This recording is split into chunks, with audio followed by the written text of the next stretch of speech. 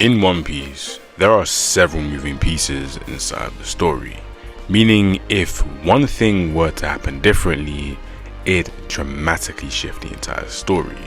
And so because of that, many what if scenarios could be made, and one of the most popular ones is what if Zoro went to Whole Cake Island. And so I thought about taking it a step further and swapping the parts of the crew that were in Dressrosa and Whole Cake Island. So strap in, because I'm about to get real in depth with this video. But before I get into the video, if you guys enjoy content like this, you guys know what to do. Hit the like button and subscribe, as I do post content like this regularly, and to be honest, it's a win-win. If you guys show me love and support, I'll give it back to you in the form of videos. Whether it's One Piece, other anime, or just fiction in general, in due time I'll cover it, so be there when I go there. But I feel like I've rambled on long enough, so I jump into the what if and find out what would happen if the Dressrosa and Whole Cake Island crews swapped places. Now before I do jump into the video, we're gonna have to cover the rules, and the rules are nothing too crazy. Now they aren't really rules, it's just things that I'm going to be changing to both arcs so you guys know how I'll be playing out. Now I'm here to tell you that nothing major is going to change. The only thing I'm going to be changing is who are going to be in the arcs, and that mainly pertains to the Straw Hats. The ones that will be in Dressrosa will be Nami, Chopper, Brook, Sanji, and Luffy. While on the other hand, in Whole Cake Island, you have Usopp, Robin, Frankie, Zoro, Sanji, and Luffy. Now I'm pretty sure everybody understands why Sanji is in both arcs. In Dressrosa, well, he wasn't on Dressrosa, so I have to include him there since he was a part of the Whole Cake Island crew. But in Whole Cake Island, he is the entire reason the arc even happens, so he's a constant. He's gonna be in both arcs. So that's really it. So how about I jump into the video and start with the Dressrosa path. Now where we're gonna start off is in Greenbit. Now the reason I'm starting off in Greenbit is because Nami and Chopper are going to be following Lawrence Caesar, and what would happen is Chopper would smell something and get curious. Once he then sees little people, he will then be gassed with Nami, just like Robin and Usopp did. Now at the exact same moment, Zoro is trying to get back to the ship as he's still on the island, as the dwarf has just told him what's going on. But when we shift back into Tontoza Kingdom, Chopper has somehow convinced them that they are good people and that they are cool. And the reason they are able to actually follow along with Chopper is, well, they are gullible, but for the most part it's because Chopper looks like a cute pet. I mean, it's very simple. But I think Nami would actually handle the situation very differently from Robin, as I think she may get a little bit more angry with them standing on her, but Chopper would make it all good. Now, after Doflamingo, Fujitora, and Law all had their altercation and everything else happens like it does in canon, the Dressrosa Straw Hats leave and they're being led by Zoro. Now, how the whole altercation goes down with Doflamingo then obviously having to fight Zoro since he's taking the place of Sanji here, well, when Zoro is fighting him, it's going to be a little bit different, as Zoro can't stay in the air the exact same way Sanji can, but you can say that he does have a better time against Doflamingo, as the matchup is better for him. But before either of them can even get serious here, Law will come in, and what he will then do is allow the crew to escape, allowing the arc to continue as per usual. And so when you shift back onto the island, you then have the Thunder Soldier laying out his plan and how he wants to take down Doflamingo. And so everything will happen like it does in canon, where you then have Nami and Chopper going underground, and Brook is standing in front of the factory, basically allowing everybody to focus on him. And what Sanji would do is Sanji would take the place of Zoro, meaning that he will meet up with Luffy, and then everything with them would happen. Now what's going to happen is Nami, Brook, and Chopper are all going to be near the factory place, and as I've explained, they've all got their assigned roles. And so what Brook will do is, while he's basically lulling everybody in and having all the focus on him, he'll take his violin out and basically put them to sleep before freezing them all. But when he thinks everything's fine, Senor Pink comes out of the ground and they begin their battle. And so on the ground, you then have Nami and Chopper sneaking in to then deal with Sugar. Now, their plan of attack is different from Robin and Usopp's, as Nami and Chopper have a different set of powers, and while this will be a sneaking mission, I think that the matchups will be very simple. Chopper will go in to fight with Treble, and with him we have the Totters, and Nami will then take care of Sugar. What will happen is that they will sneak in, and when it's right, jump at them. Chopper will try his hardest to distract Treble, whilst Nami singles out Sugar, and how she deals with Sugar is by using her Mirage technique and then striking her with a lightning tempo. Now you can definitely say that Sugar isn't going to go down from just one attack, meaning that Nami's gonna have to do this several times, but I do believe that Nami should be able to be quick enough and use a Mirage enough to then land that many blows to then deal with Sugar. This does mean that everybody will be released, and Chopper, even though he'll be severely damaged, he'll be celebrated as everybody is then freed, meaning that Treble has to flee instantly. And so you're going to be thinking, what are they going to do with Sugar? Well, it's pretty simple. They're going to tie her up instantly. In fact, it's Nami's idea and everybody else agrees. They're going to tie her up as she is definitely the most dangerous on the island outside of Doflamingo and maybe Pika, so now she's in their possession. Now unfortunately, Brook does lose as everybody eventually does wake up and a lot more reinforcements do come in to just jump him. Now, even though this is bad, Frankie did lose in canon as well, and so when we shift into Sanji and Luffy, we're trying to get past Fujitora, Pika comes out and Luffy laughs, forcing them to jump back, and everything will play out like it does in canon until Sanji has to deal with Pika. Now, this is where the fight between these two will begin, and at the exact same time, Brook versus Senor Pink will begin. And so what would then happen is it will then shift into Nami helping out Rebecca and the rest, and as they've got Sugar, it's going to be a little bit more intense, but I do believe that Nami assisting Rebecca against Gladius shouldn't be too hard. And so yeah, with Rebecca's constant pressure and Nami raining down thunder wherever she can, that is going to allow them to defeat him, and they don't even have to worry about Sugar as they do have Sugar in their possession, meaning that Luffy and Law can go about their way. Now before I do get into Sanji versus Pika, we have to cover Brook versus Senor Pink.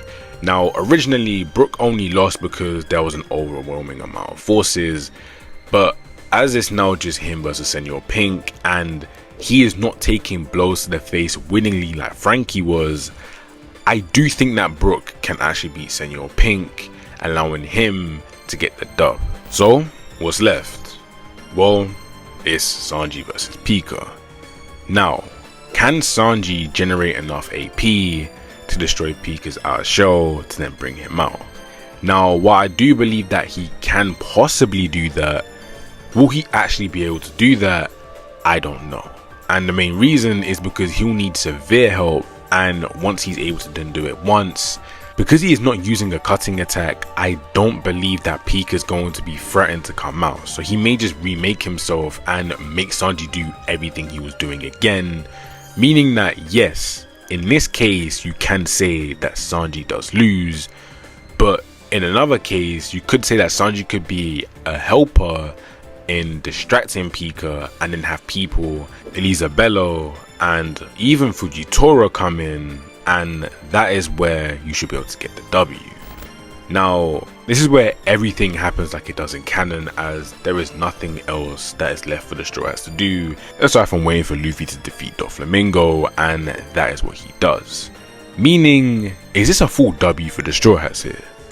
Well, with Sanji taking a different approach than Zoro did and allowing people to help him out, you could say that, well, Sanji didn't really do it, but he didn't really get defeated here. So I'm actually going to give the Straw Hats a W here.